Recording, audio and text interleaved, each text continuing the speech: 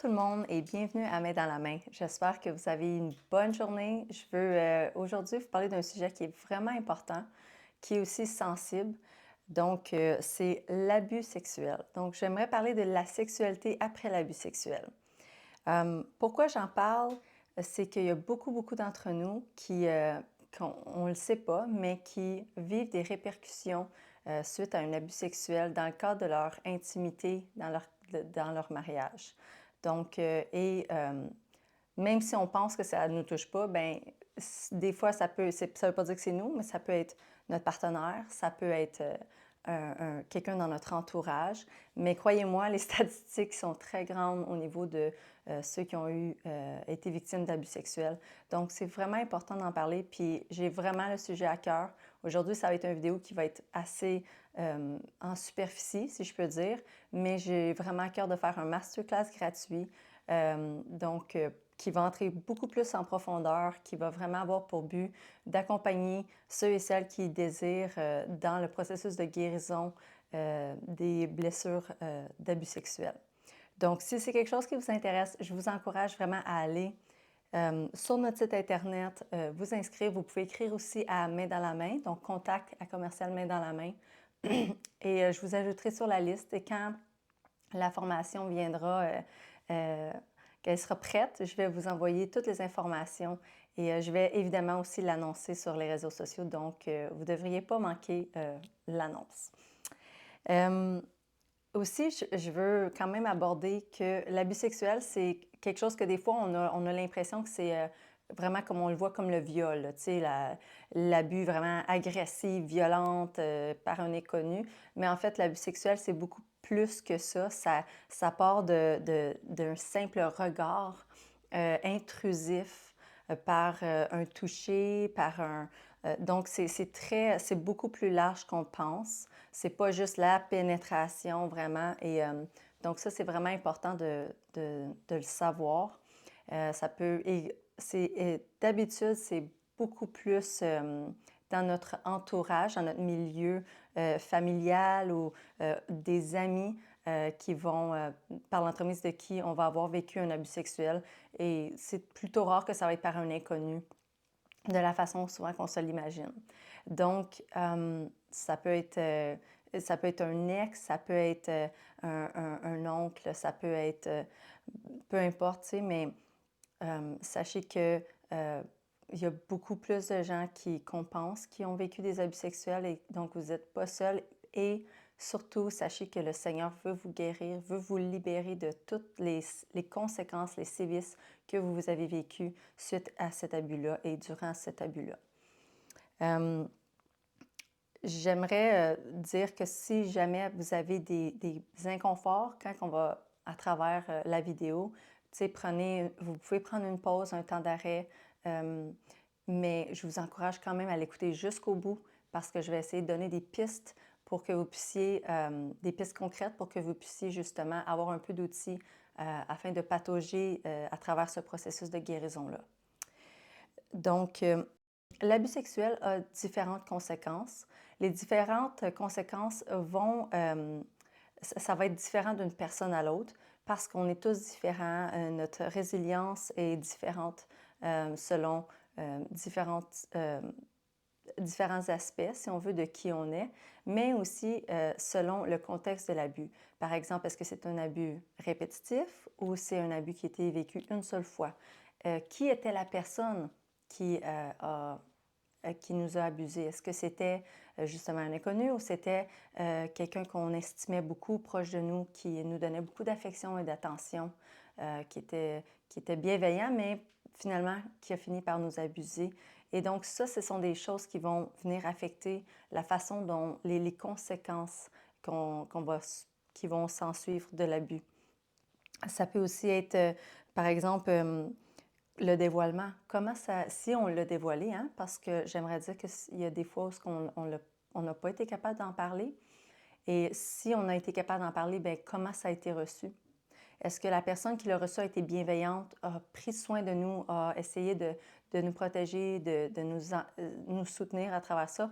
Ou plutôt, elle a balayé sous le tapis, elle a essayé de le cacher, Elle nous a même accusés d'avoir incité l'abus. Donc, ce sont vraiment des choses qui vont avoir un impact sur les conséquences qui vont s'en suivre.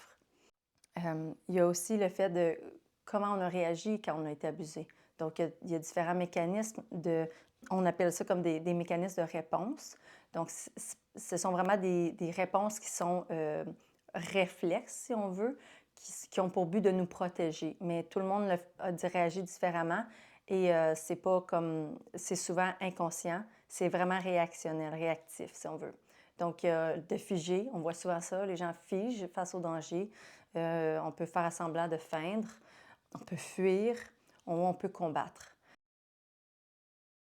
Donc, tout ça, ça va avoir un impact selon comment on a réagi sur les conséquences par la suite dans notre sexualité.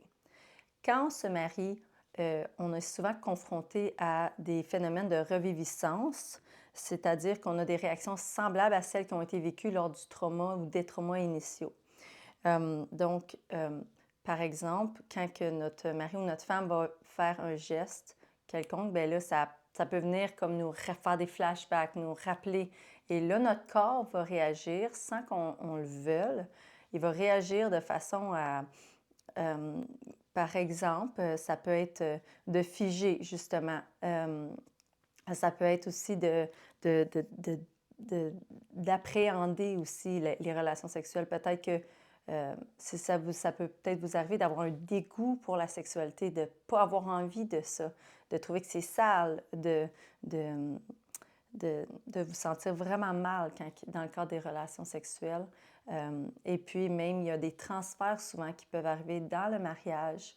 Donc, par exemple, même si notre mari ou notre femme n'est pas en train de nous abuser, on le sait, il est bienveillant, il nous aime, mais quand on va arriver dans les relations sexuelles, ouf, on va avoir le même sentiment envers eux qu'envers un abuseur parce qu'il y a un transfert, il y a une guérison qui n'est pas faite. Et ça, c'est pas de l'ordre de la volonté, c'est vraiment des réponses corporelles, des réponses qui sont de l'ordre du cognitif, qui se font suite à un traumatisme. Donc, le corps détecte dans telle ou telle situation qu'il y a un danger, même si le danger n'est pas réel, à cause du traumatisme. Donc, il y a différentes façons que souvent on peut s'adapter. Lorsqu'on vit un abus, par exemple dans l'enfance ou même plus tard, on a des stratégies pour se protéger pour apaiser, je vais dire, des stratégies d'adaptation qui ont pour but d'apaiser la douleur. Ça peut être l'évitement, par exemple, on va faire du déni, on peut consommer, ça peut être la médication, ça peut être de couper contact, par exemple, si ça a été vécu dans le milieu familial, on peut couper les contacts avec la famille parce que c'est trop douloureux d'être confronté.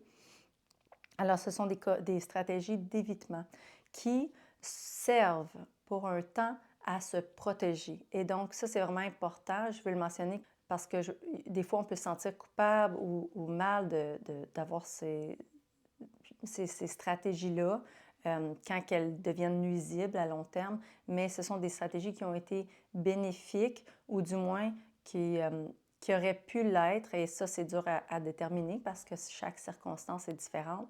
Mais sachez que si vous avez eu ces stratégies-là, c'était inconscient puis c'était vraiment dans le but de vous protéger. Et donc, c'est pas quelque chose que vous pouvez vivre une culpabilité ou une honte. Tu sais, ah, j'aurais dû m'enfuir, ah, j'aurais dû. Sachez que votre corps, qui vous êtes, a fait ce qu'il pensait le mieux pour se protéger à ce moment-là. Quand c'est un enfant face à un grand-parent ou une personne, un adulte, il est vulnérable. Donc, il y a beaucoup de choses comme ça et je veux vraiment le mentionner pour que vous puissiez ne pas vivre cette condamnation-là, cette culpabilité ou cette honte-là. Je prie vraiment que vous la viviez pas, puis que si vous la viviez, que vous puissiez être libre de ça. Je veux en parler de l'abus sexuel parce que, comme je le dis tout le temps dans mes vidéos, la sexualité, ça a pour but vraiment, c'est un cadeau de Dieu. C'est vraiment un privilège. C'est quelque chose qu'il nous a donné pour vivre dans le mariage, pour se rapprocher, pour devenir une seule chair, pour s'unir, pour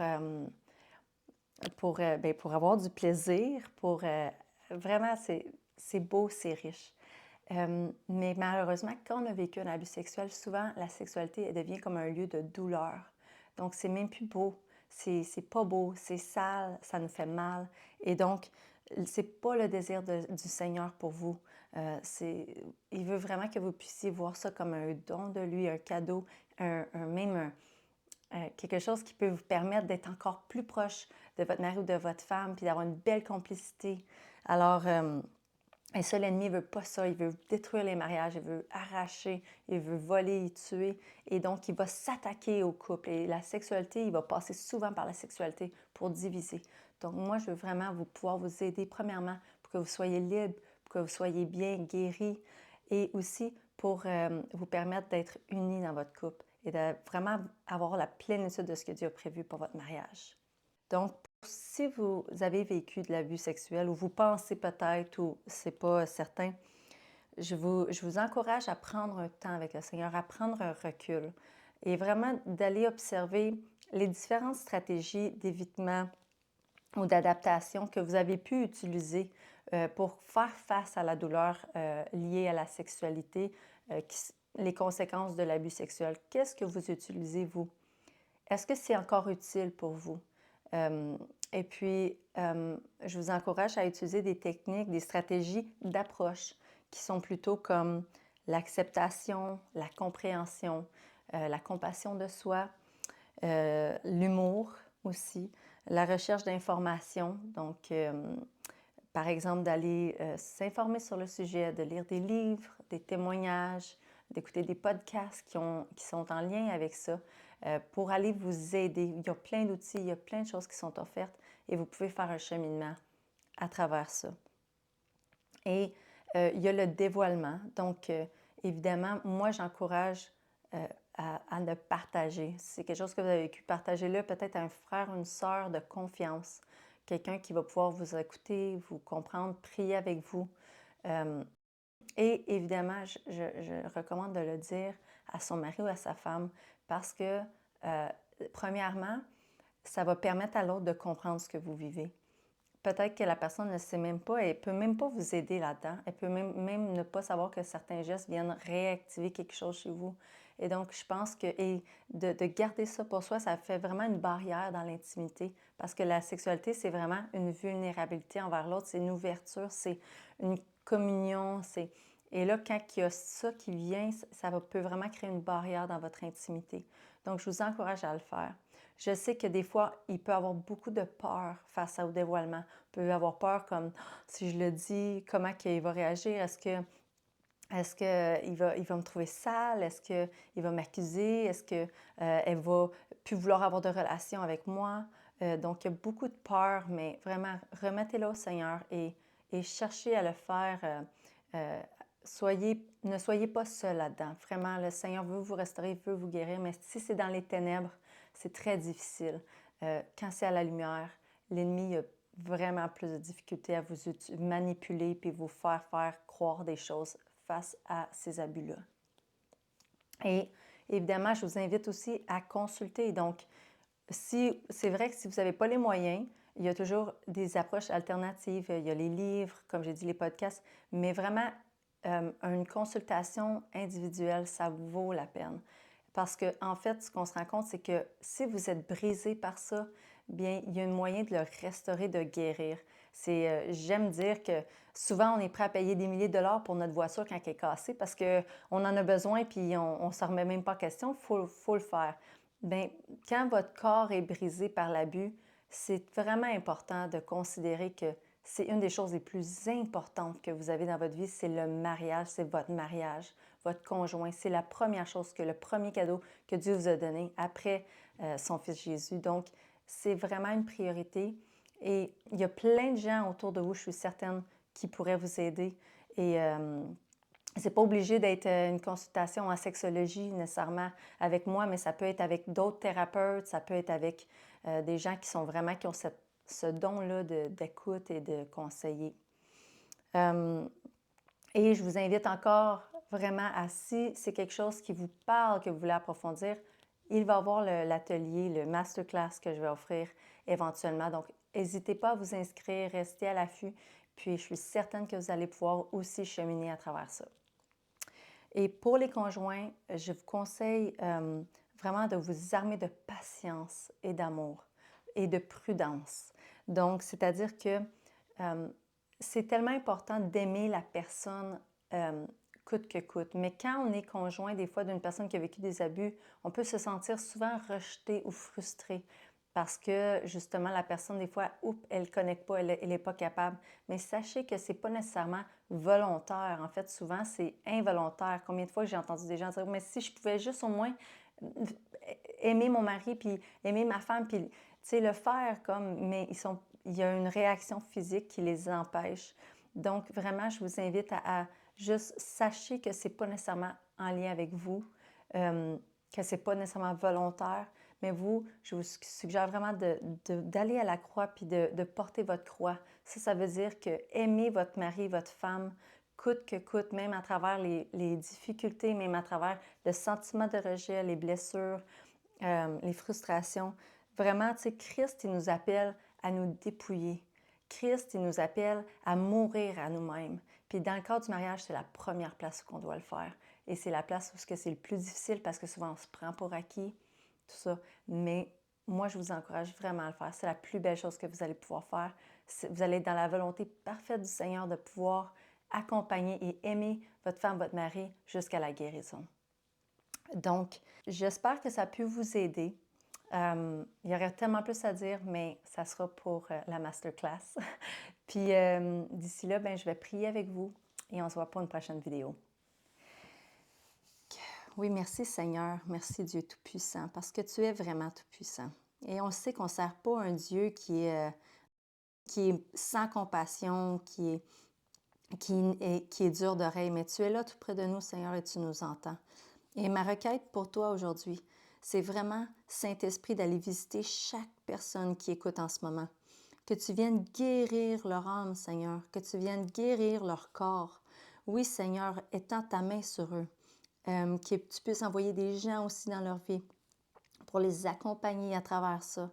Oui, Seigneur, viens ranimer l'espoir qu'ils peuvent être libres, que tu veux les guérir, que tu veux les restaurer et que tu veux un mariage pour eux qui va être glorieux, qui va refléter ta gloire, Seigneur Dieu. Et je te demande vraiment pour tous les conjoints, Seigneur, que tu viennes les armer de patience, que tu leur redonnes au centuple, Seigneur, tout l'amour et la bienveillance qu'ils peuvent avoir pour leurs conjoints et leurs conjointes. Et je te demande tout ça dans le nom de Jésus, Seigneur. Amène-les à travailler en équipe avec toi, au pied de ta croix. Oui, mon Dieu. Je te demande tout ça dans le nom de Jésus. Amen. Merci beaucoup, puis à bientôt.